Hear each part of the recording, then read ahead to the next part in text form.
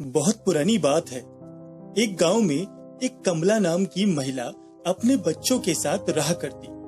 पति के गुजर जाने के बाद कमला लोगों के घरों में झाड़ू पोछा करके अपने बच्चों का पालन पोषण करती। कमला का एक बेटा और एक बेटी थी जिनका नाम मोनू और पिंकी था। कमला का अपने बच्चों के सिवा इस दुनिया में कोई नहीं था। कमला की आर्थिक स्थिति इतनी खराब थी कि वह मेहनत मजदूरी करके जो भी पैसा कमाती, उन पैसों से बच्चों की जरूरतें भी पूरी न हो पाती। माँ, आज रक्षाबंधन है। मैं भी अपने भाई को राखी बांधना चाहती हूँ। मुझे कुछ रुपए चाहिए माँ, ताकि मैं बाजार जाकर अपने भाई के लिए राखी ला सकूं। कमला सोचती है कि मैं अपने बच्चों को क्या बताऊं कि हम इतने गरीब हैं कि रुपयों के अभाव में हम कोई भी त्योहार ठीक से नहीं मना पाते। तभी कमला अपनी बेटी पिंकी को कुछ रुपए देती है।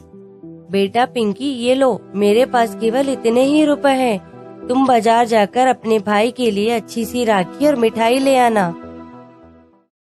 पिंकी अपने भाई मोनू के लिए राखी लाने बाजार की ओर निकल पड़ती है। मम्मी ने तो इतने कम रुपए दिए हैं कि उसमें तो केवल राखी और मिठाई ही आ पाएंगी।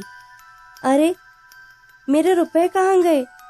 अभी तो मेरे हाथ में थे, कहाँ गिर गए? अब मैं अपने भाई के लिए राखी कैसे लेकर जाऊंगी?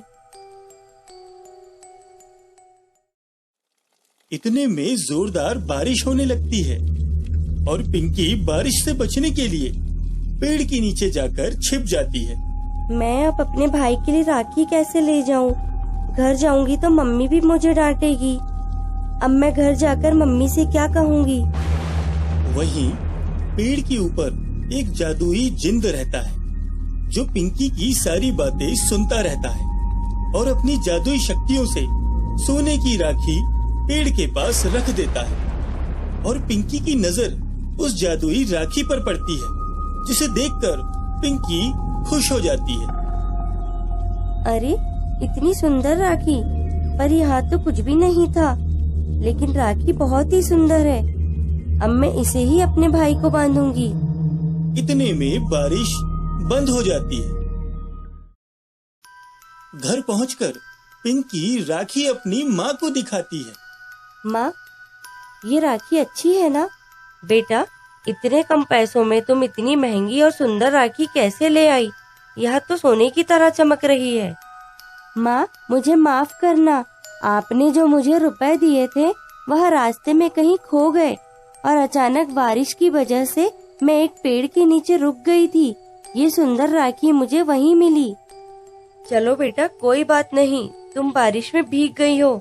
जरा मुंह हाथ पोंछ कर आओ, फिर हम रक्षाबंधन का त्योहार मनाएंगे।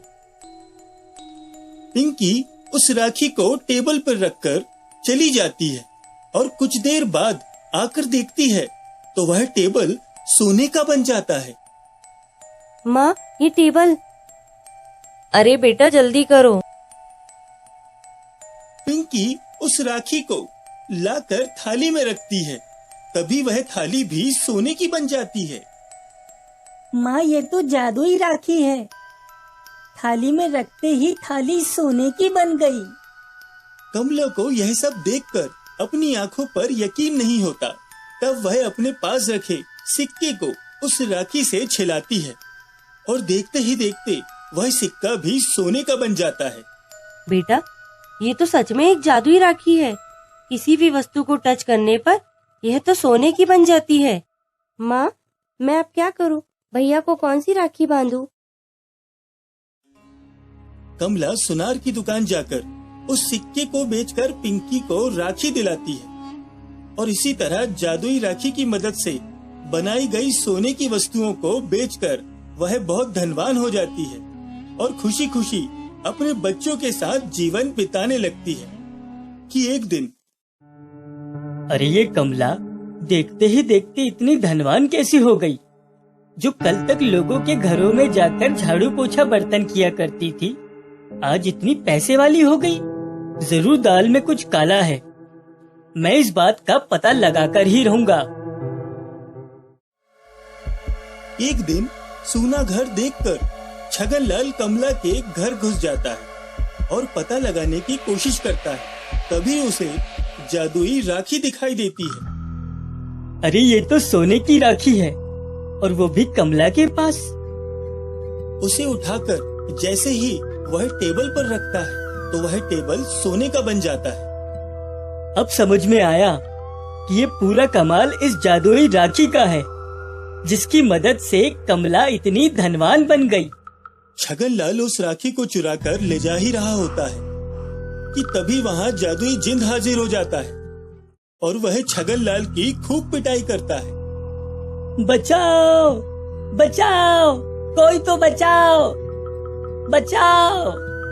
छगनलाल की जोर जोर से चीख पुकार सुनकर कमला वहाँ आ जाती है। अरे छगन भैया, आप यहाँ? और तुम कौन हो? बहन, मैं एक जादुई जिंद हूँ। पिंकी जब पेड़ के नीचे राखी के लिए रो रही थी, तब ये राखी मैंने ही उसे दी थी, और ये आदमी उस राखी को चुरा कर ले जा रहा था। नहीं नहीं भैया, मुझे छोड़ दो, मैं ऐसी गलती दोबारा नहीं करूँगा। जिंदे भैया, आपने मुझे बहन कहा तो अपनी बहन का कहना मानो और इसे छोड़ दो। और इस तरह कमला को भी जादुई जिंद के रूप में भाई मिल जाता है, जो हमेशा कमला के परिवार और उस जादुई राखी की हिफाजत करता है।